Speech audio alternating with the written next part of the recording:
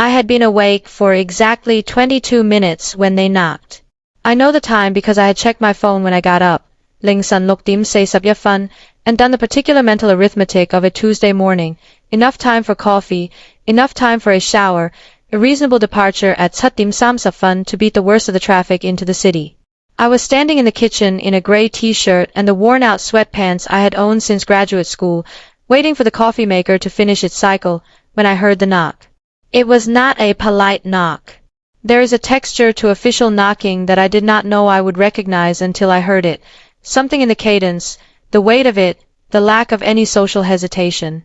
Ordinary knocking has a kind of question in it. This did not. This was the knock of people who already know they are coming in. My wife Elena was still in the bedroom. I heard her voice from down the hall, half asleep. "Who is that?" I said I'd get it, and I walked to the front door in my socks on the hardwood floor, coffee still unmade, the morning still assembling itself, and I opened the door. There were 6 of them. This is the detail that hits me hardest in memory. Not 1, not 2, not the pair you might imagine for whatever scaled-down version of this you have pictured. 6. In the blue windbreakers with the yellow letters. 2 of them had their hands at their sides in the particular way of people who are ready. One of them was a woman with a clipboard and an expression of professional neutrality I have never forgotten. The one at the front, the one who spoke, was a broad-shouldered man in his 40s who said my name with the flat precision of someone reading it from a document rather than addressing a human being. "That's me," I said. He told me I was being detained for questioning in connection with a federal investigation. He did not specify which one. He asked me to step outside or to allow them to enter, and his tone made clear that these were the same option dressed differently. I stepped back from the door. They came in. Elena appeared in the hallway. She was in her robe, her hair undone, one hand on the wall. She had the specific expression of someone who has been pulled from sleep into something their waking mind cannot yet fully process, a kind of suspended incomprehension, face open and still. She looked at the 6 people in our hallway, and then she looked at me, and her mouth moved but nothing came out. "Ma'am, please stay where you are," one of them said to her. Not unkindly. Just flatly. As if she were furniture that needed repositioning. They asked me to put my hands behind my back. I want to be precise about the moment before I complied, because there is a version of this where I do not, where the shock of it produces resistance, argument, the instinctive human rejection of being physically controlled in your own home on a Tuesday morning when you have done nothing wrong. That instinct was absolutely present. It rose in me like heat. And then something else rose above it, something cooler and more calculating. These are federal agents, and this hallway is not the place to fight this. Whatever is happening, this hallway is not the place. I put my hands behind my back. The handcuffs were cold. I had never worn handcuffs before. I did not know, until that moment, that they have a specific weight, not heavy exactly, but present in a way that is impossible to ignore. They make the fact of your constraint utterly undeniable. There is no metaphor when you are wearing handcuffs. There is only the physical reality of the metal. I looked at Elena. She was still in the hallway, one hand still on the wall. Her face had moved past incomprehension now into something rawer. Her eyes were very bright. I said her name. I said, "Call David." David was our lawyer, had been our lawyer for 7 years for ordinary things, a property dispute once, a contract review, and I hoped that the shock of hearing his name in this context would not overwhelm her before she could act on it. She nodded. One nod. Very small. Very certain. They walked me out of my own house and into a black SUV that was idling at the curb, and the door closed, and the ordinary Tuesday morning outside the window, the neighbor walking a dog, the garbage truck at the end of the block, the particular flat morning light of early autumn, continued completely indifferently around the fact of what had just happened to me. The coffee maker, I thought irrelevantly, had probably finished its cycle by now. The interrogation room was smaller than the ones on television. This is the first thing I noticed, and I noticed it with the dissociated clarity of a mind that is coping with an unbearable situation by cataloging irrelevant details. It was perhaps 10 feet by 12. There was a table that had been bolted to the floor. You could see the hardware at the corners, and 2 chairs on the far side and 1 on mine. There was a mirror on the wall that was not trying very hard to pretend it was not a one-way window. There was an overhead light that was slightly too bright for comfort and had been designed, I later came to understand, with this discomfort in mind. They removed the handcuffs when they put me in the chair. This was a small mercy and felt large. I was alone for 40 minutes before anyone came in. I know the time because there was a clock on the wall, high up, above the mirror, the only object in the room that was not either bolted or blank, and I watched it with the focus of someone who has very little else to focus on. 40 minutes is a long time in a room with no windows and nothing to read and nothing to do except sit with your own mind and try to construct, from the available evidence, some account of what is happening to you. I am a data analyst. I worked, at that point, though I did not yet know the tense would become complicated, for a private consulting firm that contracted primarily with government agencies. Infrastructure projects, mostly. Budget assessments, efficiency analyses, the kind of dense and unglamorous work that is essential and invisible. I was not, by any measure I had ever applied to myself, someone who warranted 6 federal agents at the door of his house at 7 in the morning. But I had been working on something. For about 3 months, I had been embedded in a project that was larger than my usual scope, a multi-agency budget review that had been commissioned by an oversight committee and handed to my firm because we had the clearances and the methodology and, I suspect in retrospect, because we were small enough that the people who wanted this reviewed but did not want it reviewed too visibly thought a small firm was safer than a large one. I had been finding things in the numbers. Not dramatic things, not the kind of dramatic things that movies are made about. Quiet things. Discrepancies in funding allocations. Line items that did not correspond to any project I could locate documentation for. Money that arrived in one column and disappeared from the corresponding column without a traceable path between the two. I had flagged these discrepancies to my project supervisor 3 weeks earlier in a written memo that I had kept a copy of. I mention this because I was sitting in that room, in the too bright light, watching the clock, and the memo was one of the things I kept returning to. Something in the architecture of the morning was beginning to resolve, the way a photograph resolves as it develops, slowly, from blur to something recognizable. The 2 agents who eventually came in were not the same ones who had been at my house. They introduced themselves by name and rank and then placed a folder on the table and opened it. They did not push it toward me. They positioned it for themselves, which meant they were going to tell me what was in it rather than show me, which meant they were controlling the information, which meant this was more sophisticated than a casual interview. They told me I was suspected of accessing classified databases without authorization, of exporting documents to unsecured servers, of potentially sharing proprietary federal budget data with outside parties. I listened to all of this. I let each sentence land separately.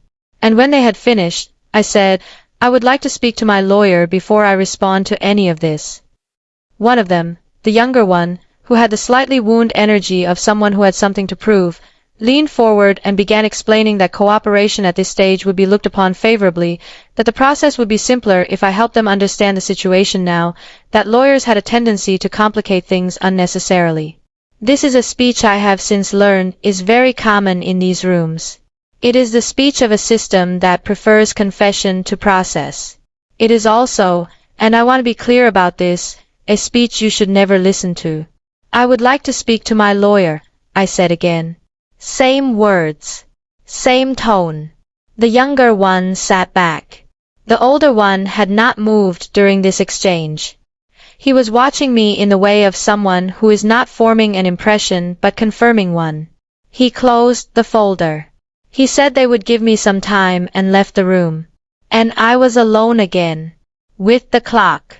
With the too bright light. With the developing photograph of what I was beginning to understand had been done to me, and by whom, and why. I had 40 more minutes before the door opened again. But this time it was not the 2 agents. Let me tell you what it is like to sit alone in a federal interrogation room for an hour knowing that your wife is somewhere outside this building having learned, at 7 in the morning in her robe with her hand on the wall, that the world is capable of doing this. It is the loneliness that is hardest to describe. Not fear, though fear was present, a low and steady companion, the kind that does not spike but simply persists. Not anger, though that was present too, something controlled and hot underneath everything else. It was the loneliness. The absolute, specific loneliness of being in a situation so far outside the ordinary social contracts of your life that none of your normal resources apply. You cannot call someone. You cannot look something up. You cannot do anything except sit with your own mind in its room and trust it to hold. I thought about the memo. I had written it on a Thursday afternoon, in the particular focus state I get into when numbers have stopped adding up and I am trying to understand why. I had been precise. I had cited specific line items, specific date ranges, specific discrepancy amounts. I had used language that was careful and professional and non-accusatory, because that is how you write a memo when you are a data analyst who has found something irregular and you are not yet certain what it means. I had sent it to my supervisor, Robert Haynes, at Hangse Dimse Subtafun. I had a copy in my email archive and a printed copy in the file folder on my desk at the office. Robert Haynes had responded within 20 minutes, unusually fast for him, saying that he had received it and would review it and that I should hold off on including the findings in the formal report until he had a chance to discuss them with the client. I had found this mildly unusual at the time. I had not found it alarming. I was finding it significantly more alarming now. The picture that was developing in my mind was not comfortable. Someone had accessed classified databases without authorization, but it was not me. Someone had moved documents to unsecured servers, but I had a record of every database I had accessed, every export I had made, logged in the project's own audit trail.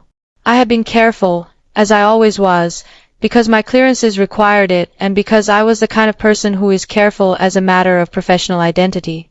What I had done was find something someone did not want found and put it in writing and send it to the wrong person.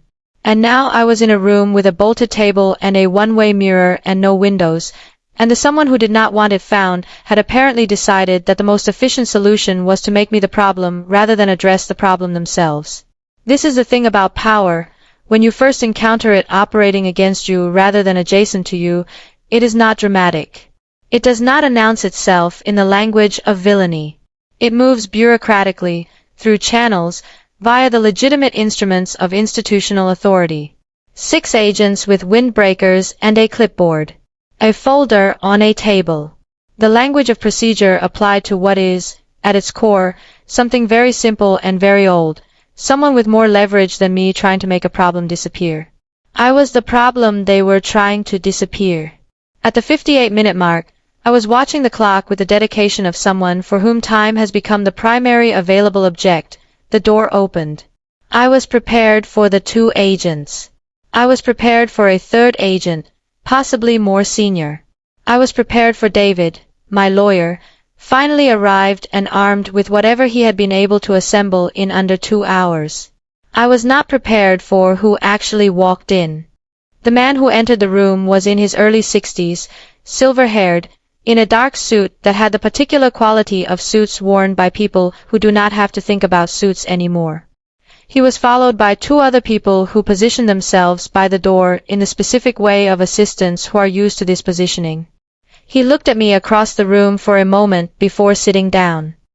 He sat without ceremony, without introducing himself, in the chair across the table, the chair the agents had used, and he placed his hands flat on the table and he said, "Mr. Calloway, I apologize for this morning. I need you to understand what is actually happening here." I knew who he was. I had seen his photograph in briefing documents. I had seen him testify before a congressional subcommittee in a live stream I had watched for professional context 8 months earlier. He was the director of the Federal Bureau of Investigation. He spoke for 20 minutes without interruption, which I allowed not because I was passive, but because the information was coming fast and it was important, and I was committing every word to memory with the focused intensity of a man who understands he is being given something rare.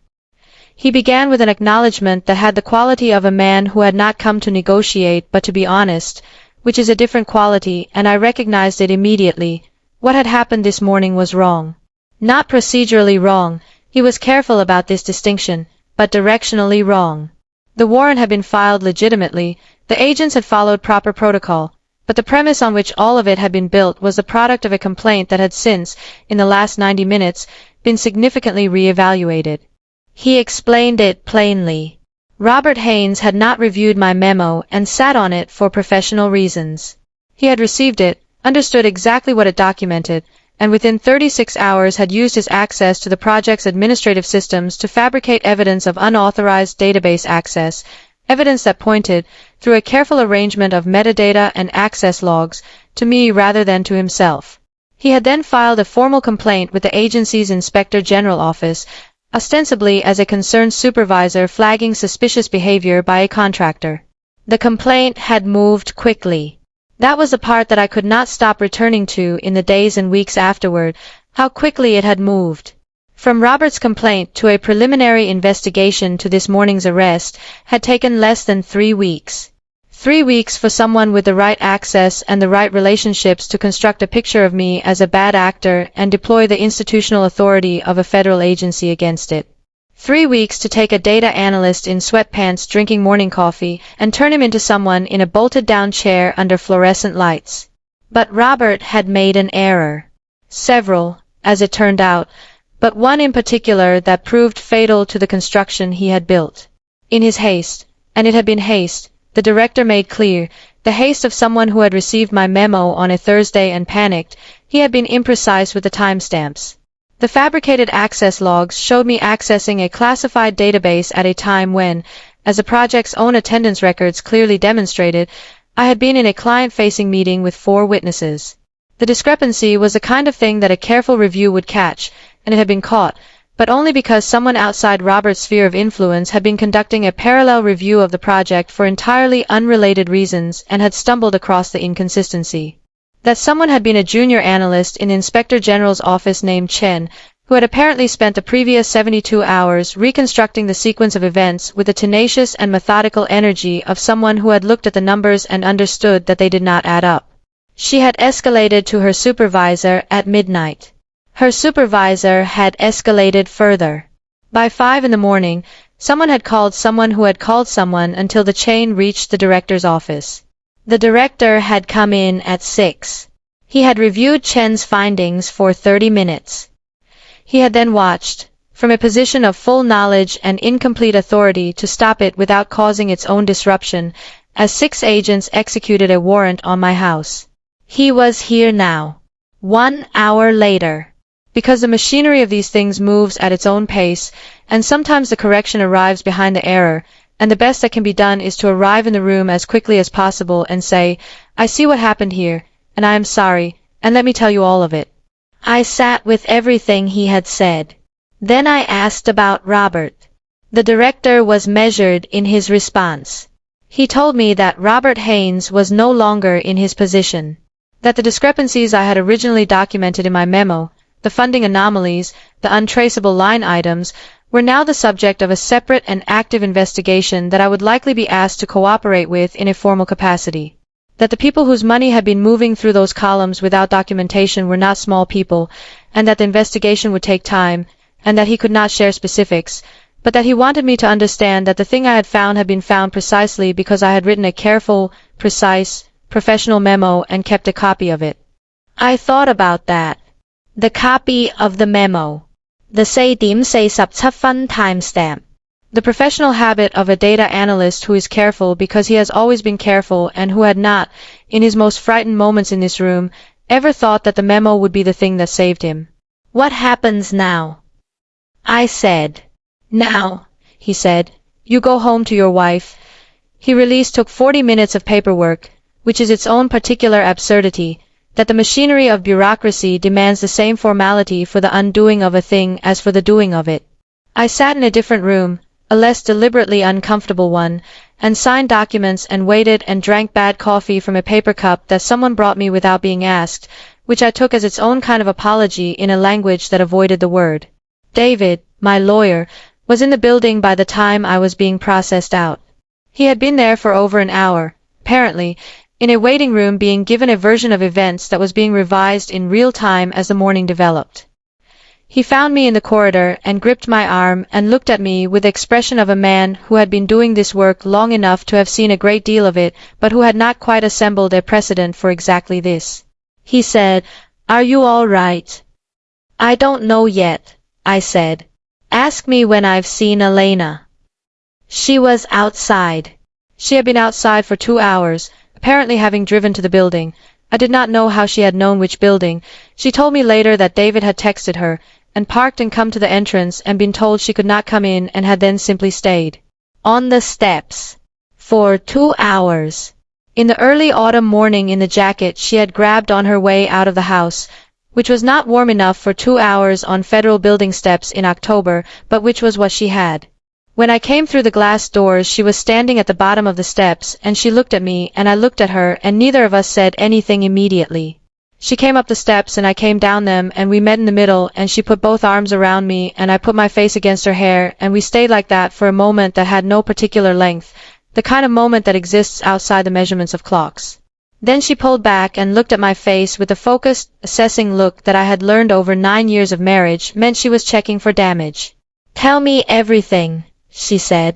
We sat in her car, in the parking structure, for an hour. I told her everything. All of it.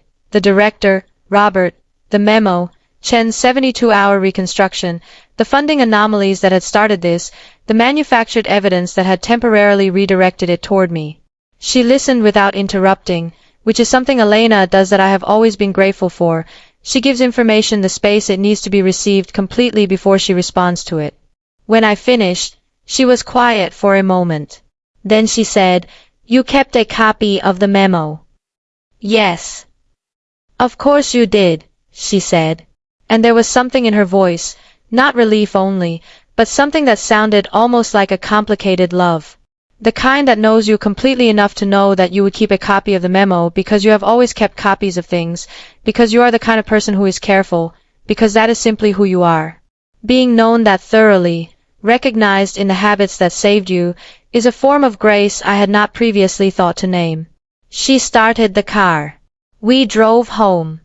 The house was exactly as we had left it, which felt faintly surreal. The door was intact. The hallway was unchanged. The coffee maker had long since finished its cycle, and the coffee sat cold in the carafe.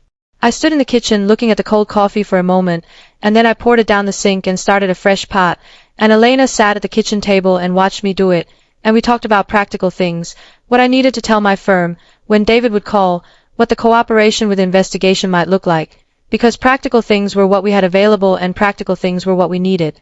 Later, when the coffee was fresh and we were sitting across from each other at the kitchen table, Elena said, "What do you want to do about Robert?" It was the right question. Robert Haynes had tried to destroy me, had used his access and his relationships and the institutional machinery of a federal agency to redirect an investigation away from himself and toward an innocent person. Had done it fast and deliberately and without, I was certain, losing a great deal of sleep over it. He had miscalculated, and his miscalculation had been his own undoing, but that is not the same as justice. Miscalculations that unravel are not apologies. "I want to cooperate fully with the investigation," I said. "I want to make sure Chen gets recognized for what she did. And I want to make sure every piece of documentation I have is on record and available." Elena nodded. "And the rest of it?" I thought about the hallway. About her face when she had appeared in the doorway and seen 6 people in blue windbreakers in our home. About 2 hours on federal building steps in a jacket that was not warm enough. "The rest of it," I said, "I'm going to be angry about for a while. And then I'm going to figure out what to do with that." She reached across the table and put her hand over mine. "Okay," she said. Outside, the October morning was doing what October mornings do, continuing. A neighbor's car started. A dog somewhere registered a complaint. The world moved in its ordinary way around the extraordinary thing that had happened inside our Tuesday. I thought about the director, sitting across a bolted table, saying, "I apologize for this morning." I thought about what it means to receive an apology that is genuine for something that cannot be undone. It does not undo the thing.